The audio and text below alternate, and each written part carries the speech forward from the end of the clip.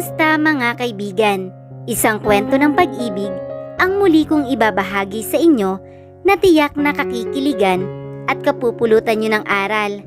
Pero bago tayo magpatuloy, kung bago ka pa lang sa akin channel, huwag nyo pong kalimutang i-like ang video, i-subscribe ang channel, at i-click ang bell icon para lagi po kayong updated sa mga parating pa na upload. Simula noon, ang lahat ng pwedeng maipagmalaki ni Rica tungkol kay Kristan ay hindi niya kinakaligtaang sabihin sa ina. Nag-champion ang tini na Kristan, inay.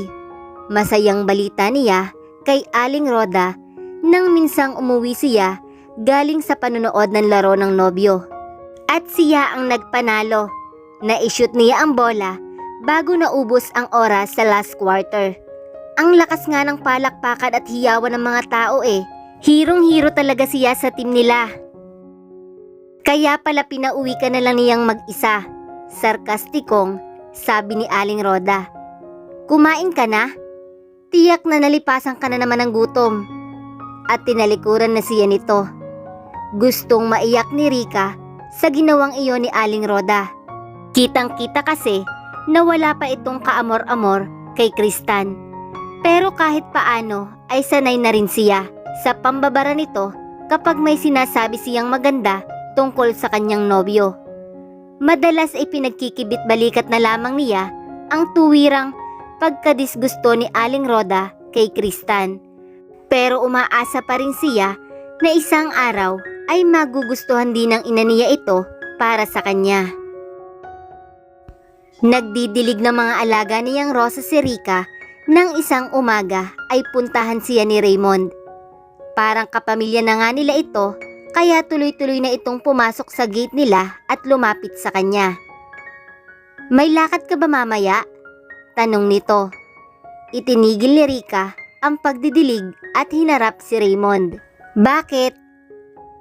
Malapit na kasi ang graduation ko. Parang biglang nahiyang sabi nito. Kaya gusto ko sana magpasama sa iyong mamili ng polo at sapatos sa Cubao. Sure! Iyon lang pala eh. Walang pagdadalawang isip na paunlak niya. Pero saan mo naman ako ititreat pagkatapos? Aba kahit saan. Biglang nagliwanag ang mukhang sabi ni Raymond. Sabihin mo lang at hindi ka magdadalawang salita. Anong oras tayo aalis? Masiglang tanong niya. Susunduin kita ng mga bandang 2:00. Hihiramin ko ang wheels ni Mama. Sige.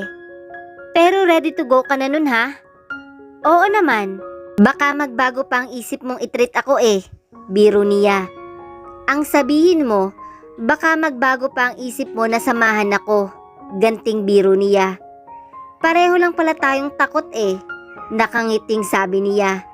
At least we have something in common. Biro pa rin ito. Polo pa lamang ni Raymond ang nabibili nila nang makaramdam silang pareho ng gutom. Kaya kumain muna sila sa food court ng isang mall. Anong regalo ang gusto mong ibigay ko sa iyo sa graduation mo? Seryosong tanong ni Rica kay Raymond habang kumakain sila. Tama na sa akin ang presents ninyo ni Nanay Roda. Wow, na-touch naman ako sabi niya. Pero pwede ko bang isama si Kristan? Ha? Parang nahirinangan na sabi ni Raymond. Oh, bakit parang may nasabi akong hindi mo nagustuhan? Takang-takang tanong niya. Lumagok muna ng coke si Raymond bago siya sinagot nito. Hindi naman sa ganon. Kaya lang ay baka magkaproblema kapag isinama mo si Kristan. Ha? At bakit naman? Dahil kay inay? Isa na yon. Pero may mas malaki pang magiging problema. Ano nga? No pets allowed kasi sa school at restaurant. Kaya baka hindi papasukin si Kristan kapag isinama mo siya. At biglang nagbunghalit ang pagkakalakas na tawa ni Raymond. Ganon. Ang lakas mo talagang mang-asar. Napikon na sabi ni Rica. At nanggigil na kinurot niya ito ng pino sa tagiliran. Aray, masakit Rica, malakas na daing niya Pero hindi pa rin mapigil ang pagtawang awat ni Raymond sa kanya. Pero hindi pa rin tinantanan ni Rika ang pagkurot niya kay Raymond kahit napapatingin na sa kanila ang iba pang mga customer sa food court. Pagkatapos nilang kumain, ay madali naman silang nakabili ng sapatos ni Raymond. Kaya nagkakatamaran pa silang umuwi. Pagkapwesto nila sa kotse ay tiningnan ni Raymond ang oras sa kanyang relo. 7:00 pa lang, maaga pa. Sinang-ayunan naman ni Rika iyon. Nagpaalam naman kasi siya kay Aling Roda at wala naman silang usapan ni Kristan. Kaya wala siyang inaalalang oras sa pag-uwi. Oo nga, halika, mag-bowling muna tayo. Yaya niya. Pero nag-alangan si Raymond. Hindi siya na-excite sa naging mungkahi ni Rika. Parang may nakita siyang mali. Bowling? Tayong dalawa lang? Oo. Bakit? Imposible ba yon? Sabi naman ni Rika. Hindi naman. Walang ganang sabi ni Raymond. Pero hindi ba boring yon? Naisip ni Rika na may punto ito. Kung sabagay, pero ayoko manood ng sine ha. Ayoko rin. Walang pagdadalawang isip na sabi nito. Teka, kung mag-fiesta carnival kaya tayo? Biglang nangislap ang nanlaking mga mata ni Rika. Para siyang batang na-excite sa mungkahing iyon ni Raymond. Oo nga ano, gusto ko yon. Halika, sumakay tayo sa roller coaster. Sige. At masiglang pinaandar na ni Raymond ang makina ng kotse at para silang mga batang sabik na nagtungo sa carnival. Masayang masaya si Rika at Raymond nang makapag-roller coaster sila. Ang lakas mong tumili, buska ni Raymond sa kanya habang palabas na sila ng roller coaster. Nakakahiya kang kasama, napaka-eskandalosa mo. Che, matigas na irap niya. Mas nakakahiya ka dahil para kang ibinabad sa suka sa kaputlaan at tulalang-tulala ka pa sa takot. Nanginginig-nginig ka pa nga eh.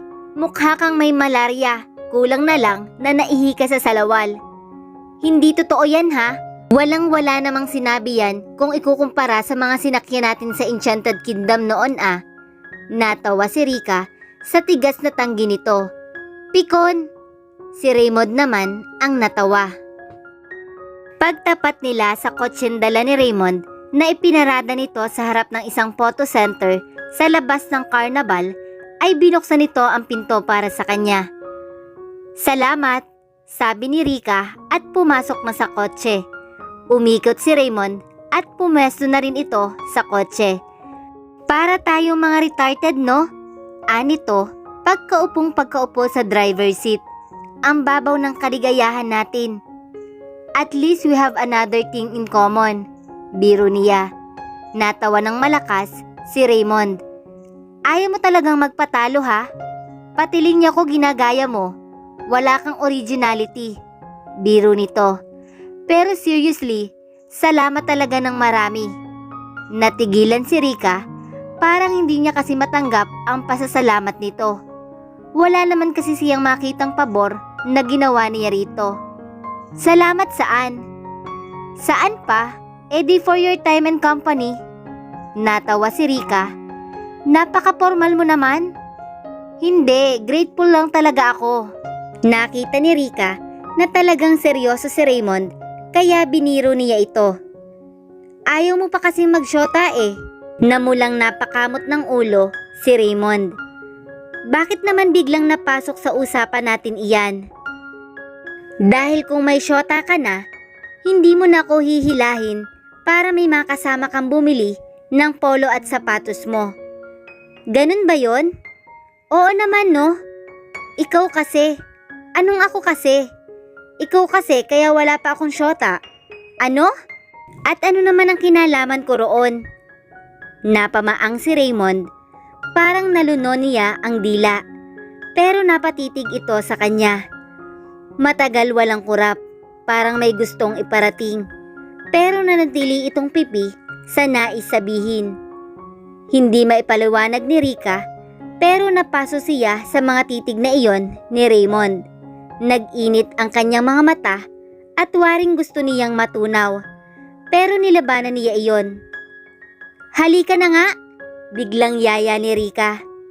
"Ha?" Naalimpungatang bulaslas ni Raymond. "Ang sabi ko, halika na." "Oo nga." Parang hinahagila pa rin ang sariling sang-ayon na lamang nito. "Baka gabihin na nga tayo." Nag-seatbelt sila at pinaandar na ni Raymond ang kotse. Lumukso ang puso ni Rika sa matinding tuwa nang iliko ni Raymond ang kotseng minamaneho nito sa kanto nila. Mula roon ay natanaw niya na may nakaparadang kotse sa tapat ng bahay nila at kilalang kilala niya kung kanino iyon. "Kay Kristan yun ah. Bakit kaya siya napadaan? Wala naman siyang nabanggit na dadalaw siya ngayon ah. Himala." Nalungkot ang mukha ni Raymond dahil sa nakitang kasiyahan kay Rika. Kaya sarkastikong nagbiro ang binata. "Baka naligaw." "Sobra ka," napikong sabi ni Rika. "Ang sabihin mo, gusto lang niya akong sorpresahin." "Wow, how sweet," patuya pa ring sabi ni Raymond. "Nakakainis ka," ismid niya. Pero nang maalala ni Rika ang ina, ay bigla siyang kinabahan. Wala kasing ibang haharap sa kanyang di inaasahang bisita kundi si Aling Rhoda. At alam niyang mainit ang dugo nito sa kanyang mahal na nobyo. "Patay! Baka sungitan ni inay si Kristan." Dali-daling bumaba ng kotse si Rika. Sumunod sa kanya si Raymond. Pagpasok nila sa salas ay dinatnan nilang nakaupo sa sofa si Kristan habang inilalagay naman ni Aling Rhoda sa center table ang meriendang inihanda nito. "Kristan, kanina ka pa ba?"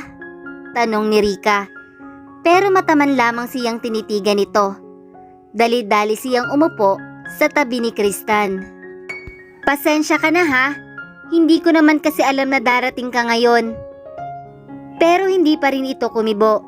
Nanatili lang na madilim ang mukha nito. "Magandang gabi po, Nanay Rhoda, Brad," bati ni Raymond sa mga dinatngan. Pero hindi rin ginantihan ni Kristan ang pagbating iyon ni Raymond. Kaya natiyak ni Rika na talagang galit ang nobyo. Mabuti na lamang at hindi na pinansin ni Raymond ang pag-iisnab na iyon ni Kristan. Siguro ay dahil gumanti naman ang pagbati rito ang ina niya. "Magandang gabi naman, Raymond. Mabuti at bumalik na kayo." "Pasensya na ho, Nanay Rhoda. Nalibang ho kasi kami ni Rika, kaya medyo nakalimutan na ho namin ang oras." Napatingin si Rika kay Raymond. Hindi kasi niya inaasahan na magsasalita pa ito ng ganoon. Gusto niyang mainis dito dahil pakiramdam niya ay sinadya nitong sabihin iyon para lalong inisin si Kristan. Naisip din niya na baka iyon ang ginawa nitong pagganti sa pag-iisnab nito sa nobyo niya. Pero lalong hindi niya nagustuhan ang itinugon ni Aling Rhoda kay Raymond. "Walang anuman yun, anak," sabi nito. Napakiramdam niya ay pinagdiinan pa ang pagtawag kay Raymond ng anak para lalong gatungan ang inis ni Kristan. "Kampante naman ako kapag ikaw ang kasama ni Rika." Kaya lalong naging uneasy si Rika. Pakiramdam kasi niya ay nagkakaisa ang mga ito sa pang-iinis kay Kristan at sa pag-iipit sa kanya. Nagulat na lang sila nang biglang tumayo si Kristan. "I think I have to go." At walang paapaalam na tinungo ni Kristan ang pinto para umalis. "Kristan, sandali!" Natarantang habol ni Rika. "Tingnan mo talaga ang kabastusan ng lalaking yan." Matigas na anas ni Aling Rhoda kay Raymond. Narinig ni Rika iyon pero hindi na niya pinansin. Hinabol pa rin niya si Kristan. "Rika, ano ba?" Galit na pigil ni Aling Rhoda sa kanya. "Hayaan na lang muna natin siya." Mahinahong pigil naman ni Raymond sa matanda. Inabutan ni Rika si Kristan nang nagbubukas na ito ng kotse. Talagang desidido na itong umalis nang hindi sila nagkakaayos. Pero hindi niya mapayagan iyon, kahit siya na ang magpakumbaba. Kristan, sandali! Bakit ba? Tumigil si Kristan. Galit na hinarap at sinita siya nito. Bakit ka sumama kay Raymond na yon nang hindi mo sinasabi sa akin? Nabigla si Rika sa sinabi ni Kristan. Hindi niya akalain na ganun lang pala kababaw ang dahilan ng ipinagpuputok ng butsi nito. Nagpakahinahon siya. Alam niyang kaya niyang ipaliwanag ang lahat. Tumawag ako sa inyo kanina para magsabi pero wala ka. Kasama mo raw ang barkada mo dahil may lakad kayo. Ang buong akala ni Rika ay mauunawaan na siya ni Kristan pero nagkamali siya. Ganun naman pala so bakit sumama ka pa rin sa lalaking iyon? Natigilan si Rika para siyang sinampal. Parang hindi niya matanggap na may mali siyang ginawa. Dati naman akong sumasama kay Kuya Raymond Pero hindi pa rin tinanggap ni Kristan ang katwiran niya. Noon okay lang, noong wala ka pang syota. Sinika pa rin niyang pagpaliwanagan ito. Ngayon lang kami nagkasamang lumabas uli. Pero sarado ang utak ni Kristan. Kahit na. Tumahimik muna si Rika. Huminga siya ng malalim. Gusto niyang bigyan ng katwiran ang ipinagpuputok ng butse ng kanyang nobyo. At isa lamang ang pumasok sa isip niya. Teka nga, don't tell me nagseselos ka kay Kuya Raymond. Pero mariing itinanggi iyon ni Kristan. Of course not. That's ridiculous. What I'm telling you is, hindi ka dapat sumasama pa sa kung kani-kaninong lalaki nang hindi mo ipinagpapaalam sa akin. Lalong nadismaya si Rika sa sinabi nito. My God, Kristan, parang kapatid ko na si Kuya Raymond. Pero talagang makitid ang pangunawa ni Kristan. Wala akong pakialam, basta nasabi ko na ang point ko. I don't want to see you with a shit ever again. At kapag hindi mo ako sinunod, kalimutan mo nang may nobyo ka pa. At tuluyan na itong pumasok sa loob ng kotse. Kristan, please, be responsible. Pero parang walang narinig si Kristan. At nang harurutin na nito ang kotse, ay naiyak na lamang si Rika dahil sa matinding sama ng loob. Hindi pa rin mapigil ni Rika ang pag-iyak hanggang sa makabalik siya sa loob ng bahay nila. Bakit? Anong nangyari? Nag-aalalang tanong ni Aling Roda. Sinaktan ka ba ng bastos na iyon?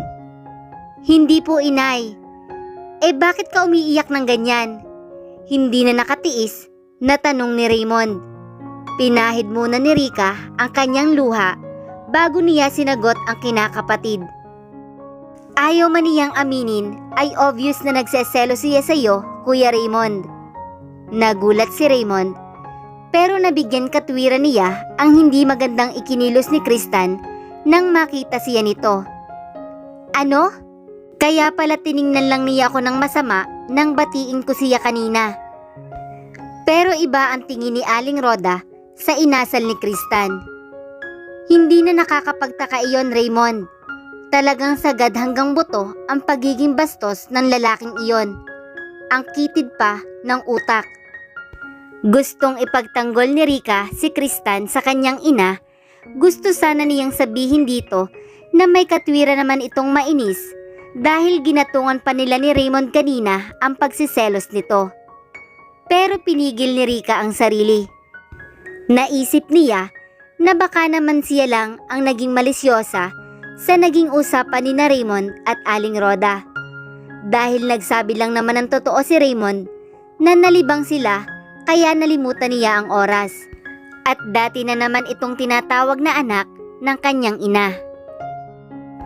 Naputol ang pagmumuni-muni ni Rika nang tanungin siya ni Raymond. So, ano ang gusto niyang mangyari? Parang hindi niya kayang sagutin ang tanong na iyon. Pero pinilit niya dahil kailangan. I'm sorry Kuya Raymond, pero huwag mo nang ituloy. Putol nito sa sasabihin niya. Alam ko na, gusto niyang iwasan mo na ako simula ngayon, hindi ba?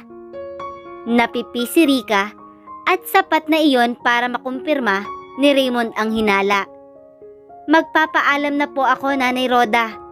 Magalang na paalam ni Raymond sa ina niya kahit halatang masama ang loob. At muli siyang binalingan nito. Salamat na lang uli, anito. I'm very sorry sa nangyari. Kuya Raymond.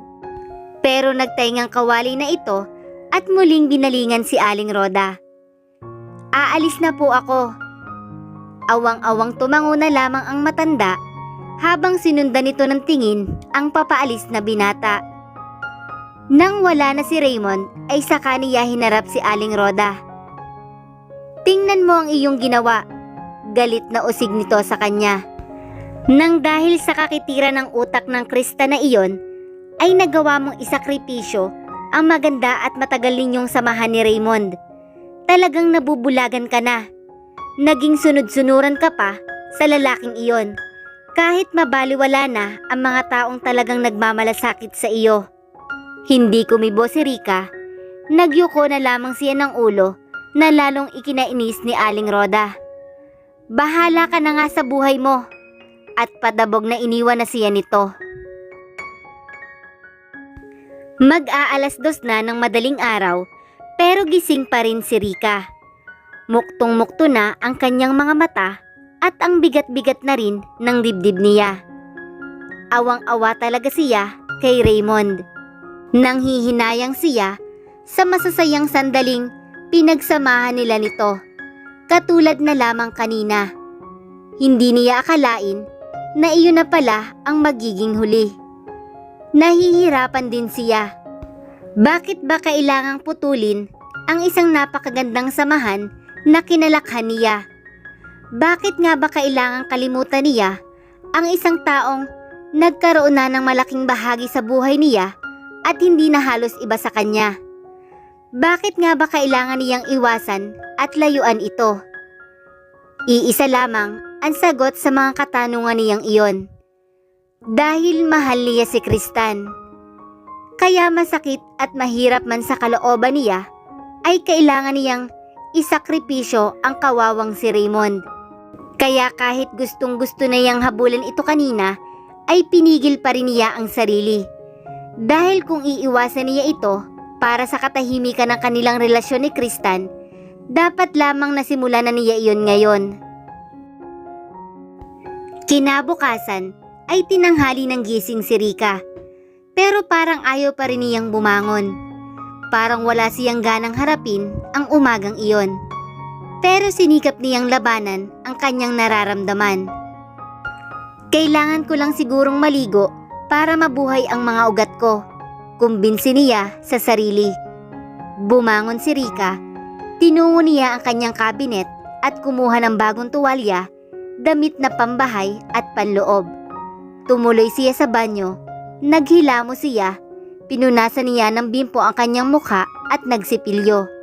Pagkatapos ay naghanda na siyang maligo. Maghuhubad na sana siya nang makita niyang wala na pala siyang shampoo. Naudlot si Rika sa paghuhubad. Makabili nga muna ng shampoo sa tindahan. Paglabas ni Rika sa gate nila para bumili ng shampoo ay natigilan siya. Nakita kasi niya si Raymond na bumibili sa tindahan. Nakatalikod ito sa kanya. Aatras sana siya para pumasok muli sa gate pero biglang bumaling ito at nakita na rin siya. Nagkatitigan sila. Napalunok si Rika. Parang gusto niyang mataranta. Pakiramdam niya ay isa siyang nagtatagong kaaway na nahuli ng kalaban. Pero matamis siyang hinitian ni Raymond. Hindi niya inaasahan iyon, kaya lalo pa siyang nabato. Hindi niya nagawang gantihan kaagad ang ngiti nito. Hindi alam ni Rika kung na-offend niya si Raymond sa kawalan niya ng reaksyon. Bigla kasing binawi nito ang ngiti at umalis na sa tindahan para umuwi. Gustong tawagin at habulin ni Rika si Raymond, pero nag-alangan at naunahan siya ng hiya. Nanlumo siya, gusto niyang sisihin ang sarili dahil hindi man lang niya nasuklian ang ngiti nito. Parang dahil doon tuloy ay ipinamukha niya kay Raymond na ibang-iba na ang sitwasyon nila ngayon. Pero parang gusto niyang magprotesta. Dahil ano nga ba ang naging kasalanan ni Raymond para iwasan niya ito? Ang pagiging close nito sa kanya na pinagseselosan ni Kristan? Shit! Mahinang mura niya, it's unfair. Bigla siyang nakaramdam ng inis kay Kristan. Pero sandali lamang iyon. Dahil kapag naisip niyang muli na baka ang relasyon naman nilang magnobyo ang maapektuhan kapag hindi niya sinunod ang gusto nito, ay nagagawa naman niyang unawain ito. Minabuti niyang bumili na ng shampoo sa tindahan at daanin na lamang sa paligo ang anumang gumugulo sa kanyang isipan. Mahal pa ba ang tawag doon? Kailangan pa bang magsakripisyo ni Rika para lang sa gusto ng nobyo? Hanggang kailan si Rika mababalot ng pagmamahal niya kay Kristan, gayong naaapektuhan na ang mga relasyon niya sa mga taong nagmamalasakit sa kanya? Sabay-sabay po nating alamin sa susunod na kabanata ng ating kwento. Maraming salamat po!